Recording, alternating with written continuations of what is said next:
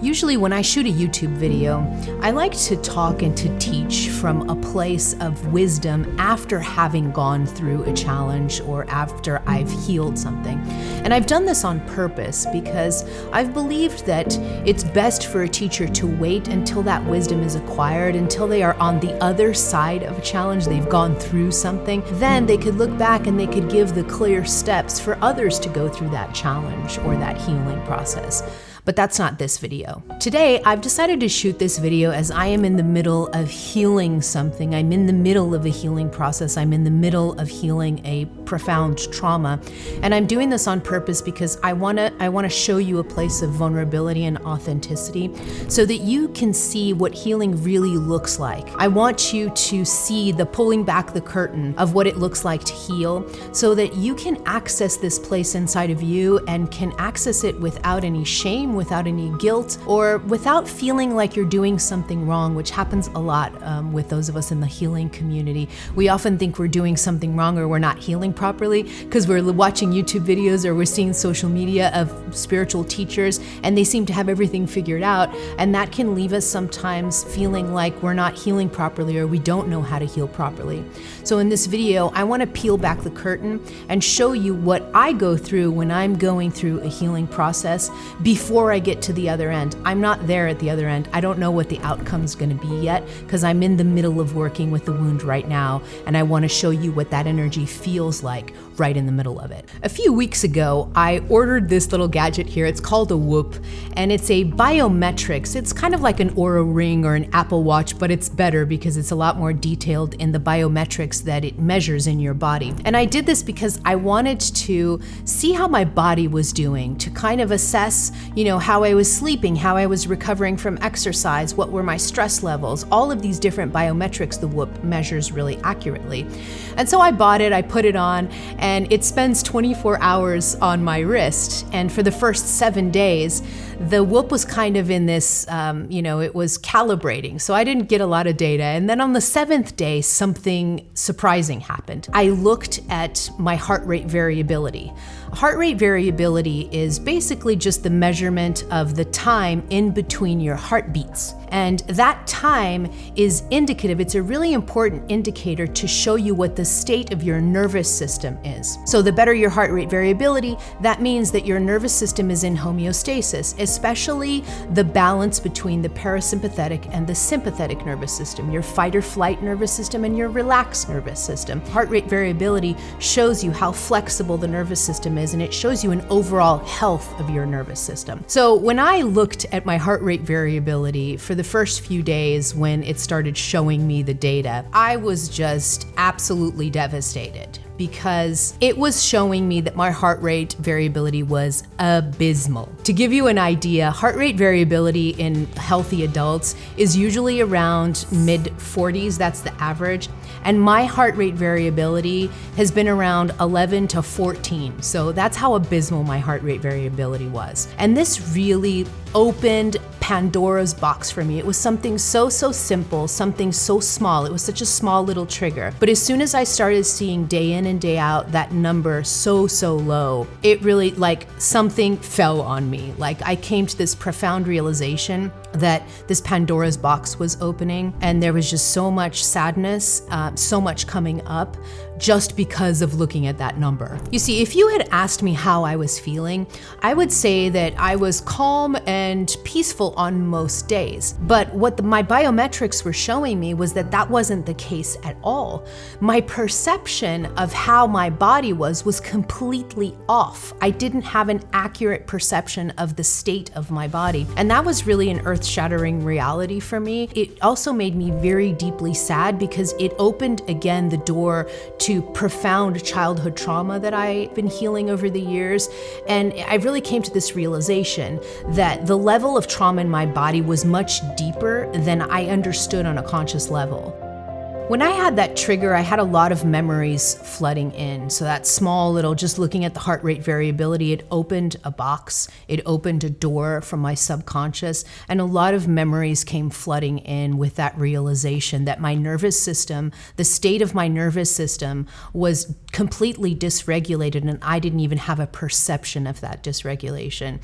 And it brought me back to my childhood, where I came to the realization and I really noticed that my nervous system had basically developed from a place of panic and insecurity. My father was diagnosed with type 1 diabetes when I was a toddler, and for reasons that I still don't understand, he didn't take care of himself very well. And when you don't do that with type 1 diabetes, it can be very life-threatening. And so he would have really severe hypoglycemic attacks that he would just lose his mind. He would go completely insane, and my household was just basically a state of panic. My mother really panicked a lot to try and give him sugar water because it's very dangerous for a diabetic to be in hypoglycemia. So she would be chasing him around, screaming at him to stop, to try and give him sugar water.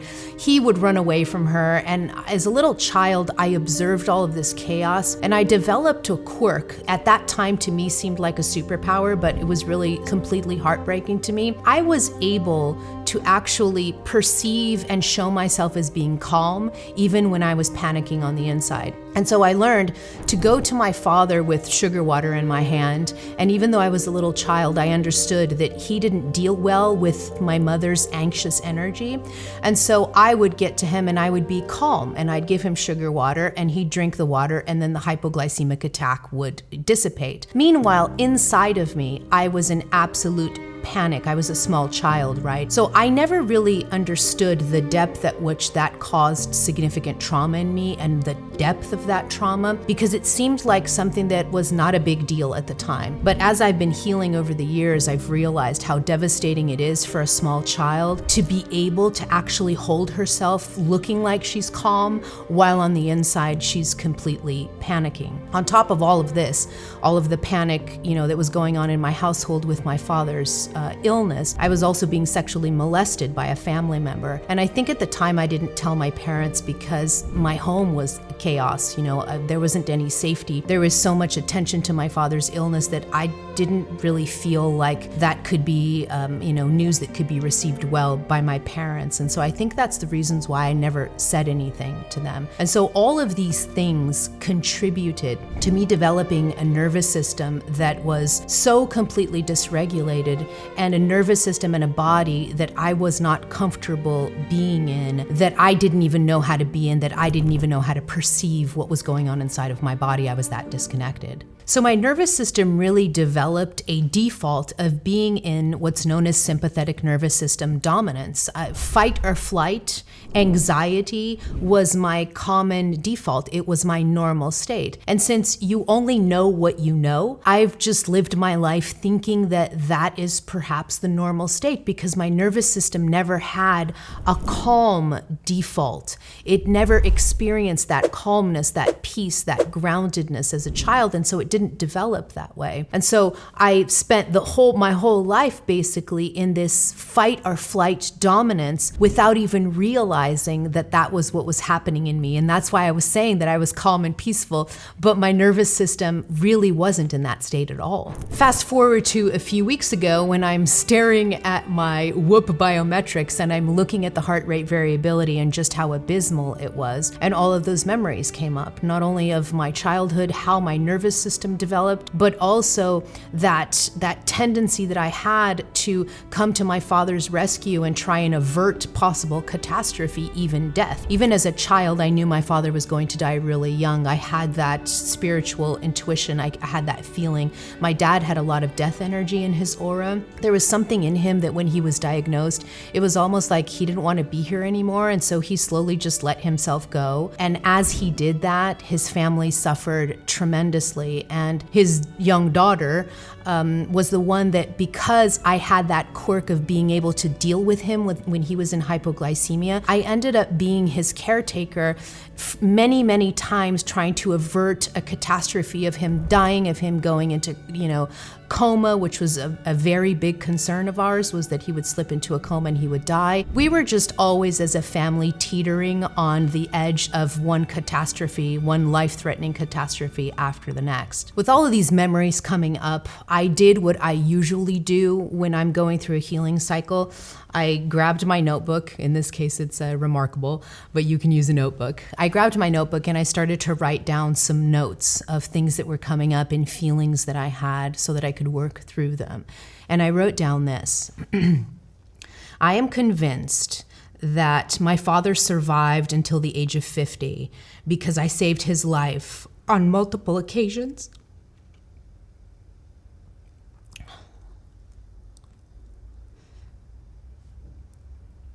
But the consequences of desperately trying to keep him alive were devastating and heartbreaking for my body and my tender heart.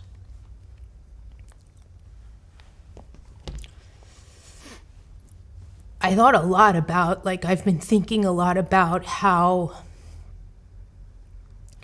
people go through so much trauma. Gabor Mate talks about how everybody has trauma on a certain level, and that we all have it buried inside of us, and that it contributes significantly to how we end up as adults. And this is absolutely true. And I've been working a lot with those feelings of just this unbelievable sadness and devastation, because I could feel that little girl still inside of me. I couldn't sleep as a child. All these different things that were happening to me, it's all coming up again for me to heal on a different level. And these are all things that I've healed over the years, that I've been through, that I have sat with, that I have held onto, that I have worked with. But it's a different level, right? We go through healing in different levels, one layer deeper, another layer. Then when we heal that, we go another layer until maybe one day there's nothing there to heal anymore. And so right now I'm working with just a lot of sadness around that little girl, a lot of sadness around how disconnected I've been from my body, that I don't even know, I can't even tell when I'm not calm, because my nervous system is defaulted to being restless or anxious. So I don't even know truly, if you were to ask me right now, after you've been looking at your heart rate variability, can you tell me that you've ever been calm? And I don't know if I can answer that question. I don't know if I can answer the question of, I know what peace feels like, because at this moment, maybe I don't, because I don't have an accurate perception of what's going on in my body. If my nervous system is so dysregulated when I think I'm at peace, then there's still a profound disconnection that I'm working through. And I've been really working through this energy, feeling this child, feeling this trauma come up. I've been writing a lot. I've been coming to a lot of realizations and sitting with those realizations. And I've been thinking about the millions of people around the world who are also going through these healing process of sitting with the things that they're traumatized by, of healing, of working through them, not repressing them anymore, or just throwing them out the window and pretending they're not there. You can't do that. It never happens. Your trauma goes with you. It's always with you. So right now I'm in this place of sitting with the fact that I don't know if I've ever truly been in my body. I don't know that I've ever truly been peaceful, at peace, and completely calm. I don't know that that's true. So I'm questioning that because of the dysregulation that's happening in my nervous system. I'm sitting with a lot of things and I'm letting all of those things come up. And I'm taking it just one day at a time. As all of this has been coming up, I've been having some really interesting realizations in other areas. So over the years, I've worked with a lot of psychic mediums. Sometimes I like to speak to psychics, and I like to have another person's view on my energy. It's really helpful to me. And over the years, the multiple psychics that I've worked with, Inevitably, they will always tell me that I need to open up more, that I'm too closed down, that I'm blocking love, I'm blocking abundance. There's always this message with psychics that there's something blocked in me, that I'm shut down somewhere. And I even had one psychic famously tell me that my heart chakra was closed down and it was only about the size of a pea. And I remember being so frustrated after these sessions with these psychics because I didn't know what else to do, right? Like, I didn't want to be closed down. I wanted to be open up. I longed to connect with people. I longed to be deeply connected with others, to receive love, to give love. And it was really frustrating when a psychic would tell me that my energy was blocked down or my heart was blocked down because I didn't know what else to do to open up. But now it all makes sense to me, right? Like, if my nervous system is dysregulated, when you're in a sympathetic nervous system dominance, when your fight or flight system is turned on, you are not going to open up, because opening up, that's a faculty of the parasympathetic nervous system, your rest and relax and connect nervous system. And so I would get frustrated with these psychics in the past, but what they were telling me was something that I just wasn't able to see, and that was that I was in a fight or flight dominance, and so I could never open up in that energy. I had to be in a parasympathetic nervous system energy in order to open up. And so I had that huge realization. Maybe this has happened in your life too, like maybe a psychic or maybe a coach that you've worked with has told you that you're really shut down in your energy, that you need to open up more. We hear a lot of teachers say this to us. You need to open up to life. But if you are in a fight or flight dominance, you cannot open up because the fight or flight system is not made for you to open up. Think about it this way. If you're running down the street, running away from someone chasing you, or you're outdoors and you're running away from a lion that's chasing you, your body is not going to let you open up your energy system. Your sympathetic nervous system is made for you to shut your energy system down and just run for your life because you're about to die. So it's not the system of open connection, of gentleness, of calm. It's the other way around. In order for you to connect and be open, you have to be in parasympathetic nervous system activity, which I haven't been. So all of the messages that psychics have been telling me have been true, but they've just never caught the why of me not being open. And I would get frustrated because I thought it was something that I was unconsciously doing, but it's not. It's deeper than that. It was just the default of my nervous system being dysregulated. When your fight or flight nervous system is dominant, it creates a vicious cycle in your life. The sympathetic nervous system dominance, the fight or flight dominance, it's uncomfortable in your body because your fight or flight system, it raises your heart rate, it makes you sweat, it makes you feel uncomfortable in your body.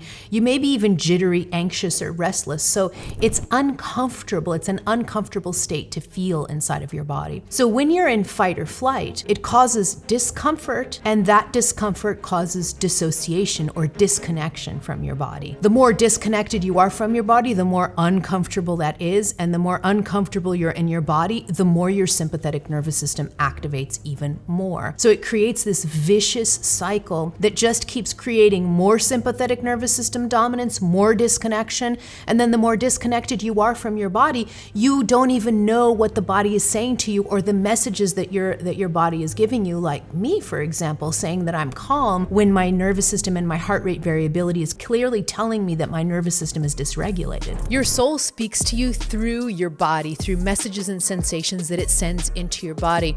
But there is one thing that can block your body from receiving the soul messages, and that can leave you feeling lost and confused, not knowing what to do next or what steps to take next. That's where my new live masterclass comes in. It's called From Fight or Flight to Divine Sight, and you'll discover how your soul speaks to you through your body, what can block that communication, and how to work with your body to come out of soul block and listen to those messages again. I will also be doing a live activation with you where I'm going to help your body better receive messages from your soul. Join me on March 8th at 12 p.m. Eastern Standard Time, and this will be the only live that I will be doing in 2025. When you sign up for this masterclass, you'll receive a comprehensive workbook with powerful journal prompts and the remastered audio of the live activation that you can download for free and use daily. To sign up for this free masterclass, click on the link below in the description box of this video. So here's what I'm doing right now as I'm working through this healing cycle. The first thing I'm doing at this moment is I'm going back to basics. So because the level of disconnection from my nervous system and my body is so profound, and it was forged when I was a child, I'm going back to basics of just really listening to my body. I don't want my mind to lead my life. I want my body to lead my life. And so I'm going back to the basics of, what are feeling into the sensations of my body? What am I feeling? Even the basics of, am I thirsty right now? Am I hungry right now? Am I cold or hot? Feeling the sensations in my body. Other times, like the other day I did this, I put on a really heavy weighted vest that I exercise in, and I got up out of bed, put my weighted vest on, put my clothes on, and was about to head out the door because I'm very disciplined. And so I was like, oh, today is the day to exercise, but I caught myself and I remembered the back to basics rule, and I stopped at the door and I said, I don't want to decide whether I want to work out from my head. I want to decide from my body. I want my body to tell me. And so I stopped in front of the door. I took a deep breath and I asked my body if it wanted to exercise. And the answer was no, I didn't feel well. And so I took my weighted vest off and I just felt into my body what my body felt like doing. And I went and I sat down and meditated.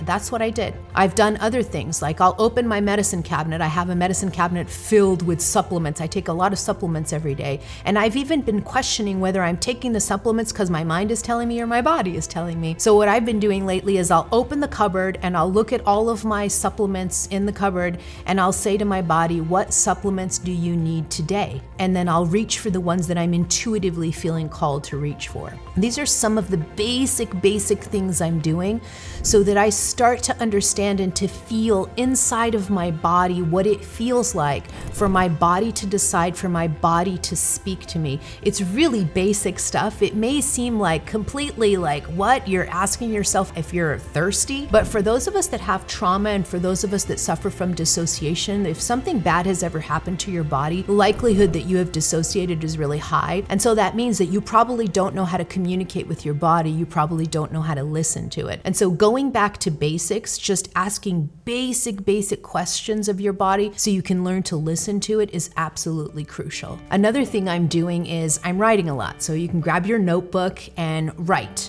The writing is so important because it helps you. It's not that you're just reliving the trauma, it's you're writing realizations down and contemplations. When you write them down and then you look at them and you read them back to yourself, extra points if you do this out loud. When you are not only looking at something on paper that you've written about your life, but now you're reading it back, actually reading it to yourself, then that helps you fully come to the realization of, wow, this has happened to me. How do I feel in my body by listening to this story or listening to this sentence or listening to this revelation? How do I feel listening to it being said back to me? This is very medicinal to do this. I write a lot when I'm in the middle of healing. The more that I have a feeling, I'll go into the feeling. So if something causes a lot of emotion to come up, I'll keep writing about it until I feel like I'm at the bottom of the pit of that feeling, so that I'm sure that I've really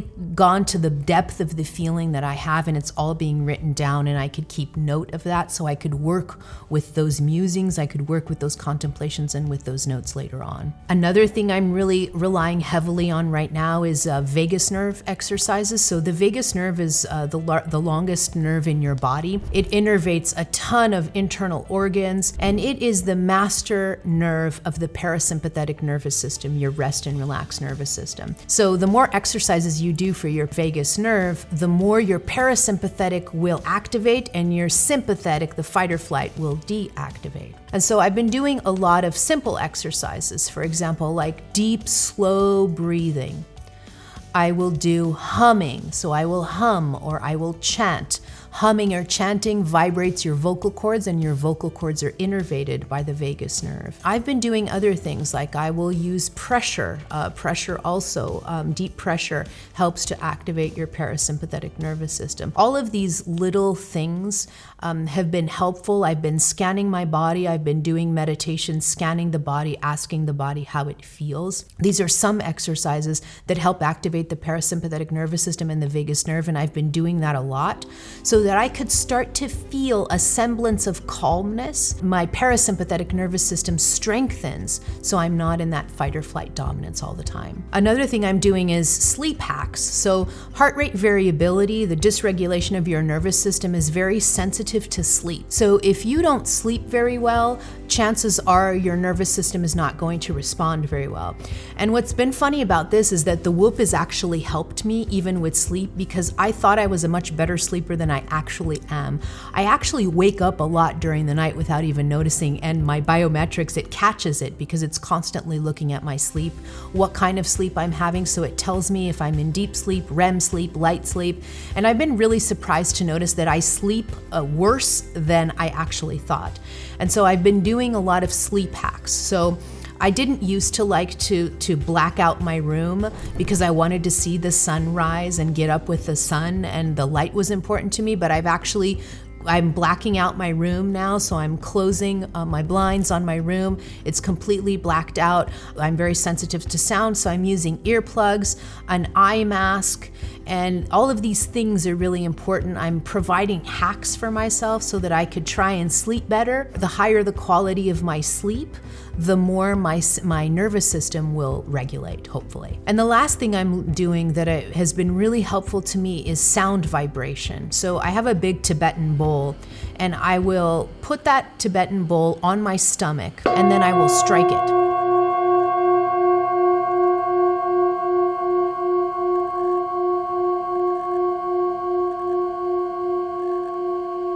And the Tibetan bowl is amazing because when you have blockages in your energy field, the vibration of sound won't penetrate. It will just not go through your cells. And so what I've been noticing is when I put the Tibetan bowl on my stomach, on the gut area, and I strike it, it was really numb.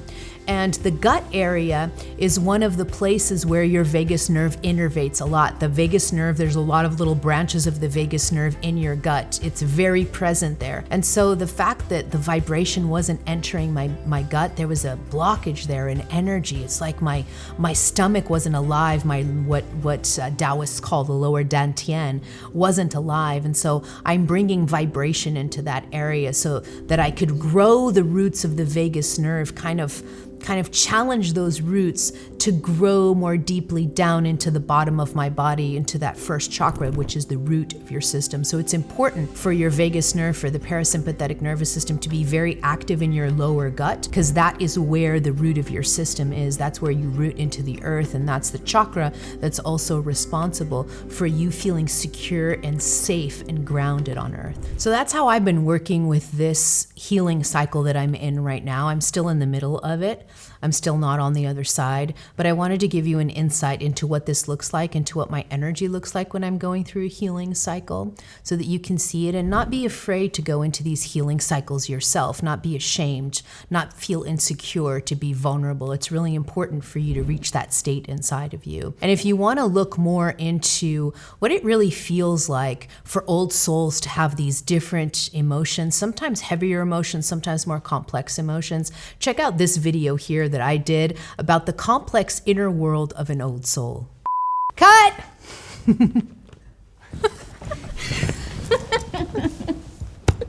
Gotta put the question.